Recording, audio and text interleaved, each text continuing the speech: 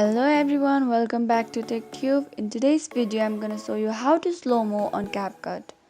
To get started, launch CapCut. Add your project to the timeline and now go to the edit option and look for speed button. Once you have found it, click on it and tap on curve option. Now you can see many options. I'll go for montage option. You can edit the part you want to slow-mo. Once you are done with the editing, preview the video, and if you are satisfied with the video, tap on export button and save it. So that is how easily you can slow-mo videos on CapCut.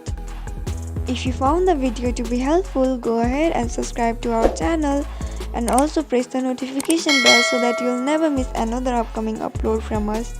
I'll see you again in next video. Goodbye till then.